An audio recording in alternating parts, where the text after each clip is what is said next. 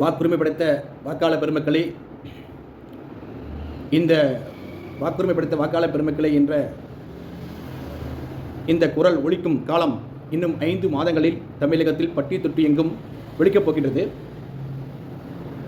இன்றைய பதிவு என்னவென்றால், நான் ஏற்கனவே எஸ்ஐஆர் என்றால் என்ன, எலெக்ஷன் கமிஷன் எஸ்ஐஆர் மூலம் என்ன செய்கிறது என்பதை விளக்கியிருந்தேன். இன்று தமிழகத்தில் எஸ்ஐஆர் தொடங்க உள்ளது. தமிழகத்தில் இன்று போலி வாக்காளர்களை நீக்கவும், புதிய வாக்காளர்களை சேர்க்கவும், இறந்த வாக்காளர்களை நீக்கவும் இன்று எலெக்ஷன் கமிஷன் தமிழகம் மற்றும் 19 மாநிலங்களில் நடைபெற உள்ளது. இந்த எஸ்ஐஆர் என்றவுடன் திமுகவும் அதன் கூட்டணி கட்சிகளும் ரொம்ப அலறுகின்றனர். என்ன செய்வதென்றே அவர்களுக்கு புரியவில்லை. எஸ்ஐஆர் என்றால் எதற்கு பயம்?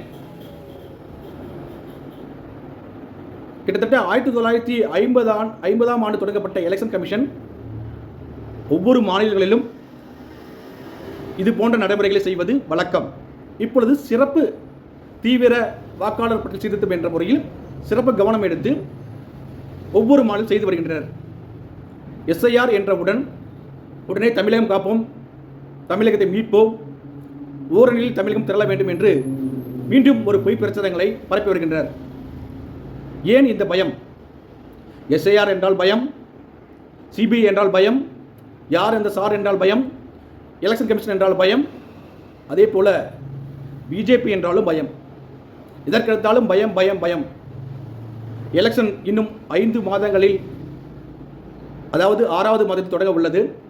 அதற்கு முன்னதாகவே இவர்கள் பொய் பிரச்சாரங்களை தொடங்கிவிட்டனர்.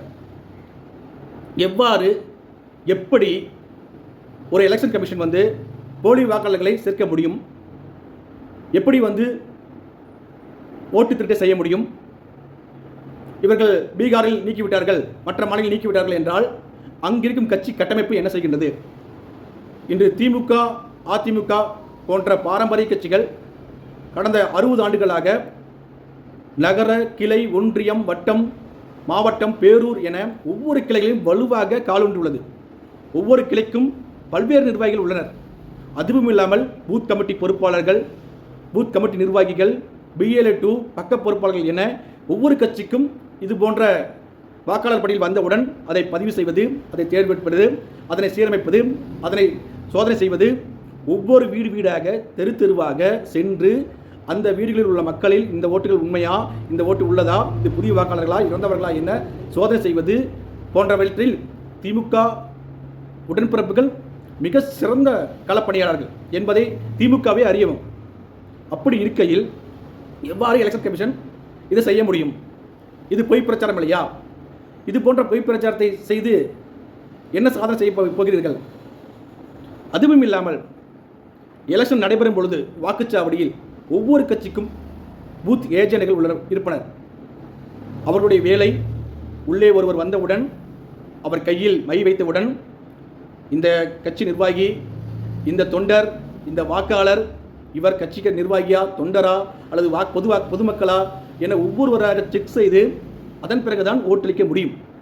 இது நடைமுறை. அப்படி இருக்கும்பொழுது அங்கே பல்வேறு கட்சி நிர்வாகிகள், பல்வேறு கட்சி பூத் ஏஜென்ட்கள் உள்ளே இருப்பார்கள்.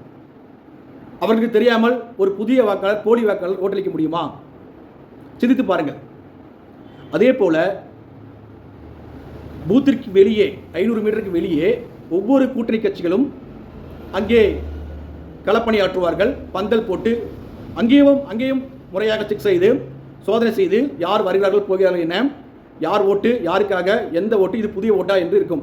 ஒரு பழைய வேறு மாநிலத்துக்காரர் என்றால் அடையாளம் தெரியாதா? போலி வாக்காளர்கள் என்றால் அடையாளம் தெரியாதா? அங்கிருக்கும் கட்சி நிர்வாகிகள் சல்லடை போட்டு செலுத்தி விடுவார்களே, அவர்களுக்கு தெரியாதா? அதே போல ஓட்டு கேட்க போகும்பொழுது ஒவ்வொரு வீட்டிற்கும் 3 முறை செல்வார்கள். ஒவ்வொரு தெரு சந்து பந்தாக செல்வார்கள். அப்பொழுது அவர்கள் போலி வாக்காளர்கள் தெரியாதா? அதே போல வைட்டமின் பா கணக்கெடுப்பார்கள். வைட்டமின் பா கொடுக்கும் பொழுது கணக்கெடுப்பார்கள். அப்பொழுது தெரியாதா? இதையெல்லாம் கட்சி நிர்வாகிகள் கீழ்மட்டத்திலிருந்து மேல்மட்டம் வரும் அனைவரும் செய்யக்கூடிய வழக்கமான நடைமுறை.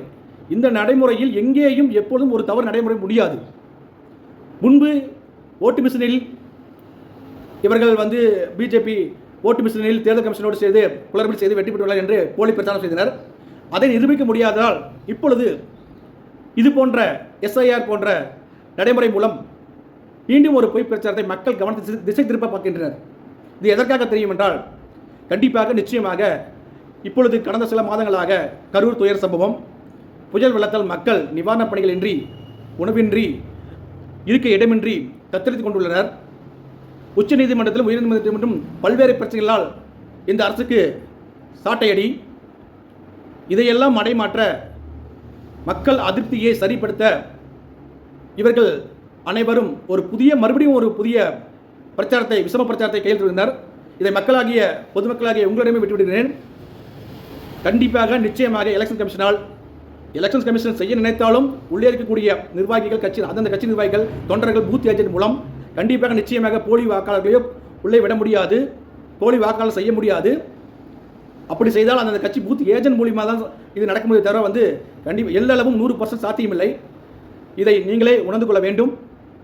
மீண்டும் இது மூல விஷம பிரச்சாரத்தை பிஜேபி ஐடி நிர்வாகம் கண்டிப்பாக இதை பொதுமக்களிடம் கொண்டு செல்ல வேண்டும் என்பதில் உறுதியாக இருக்கின்றோம். மீண்டும் அடுத்த பதில் சந்திப்போம்.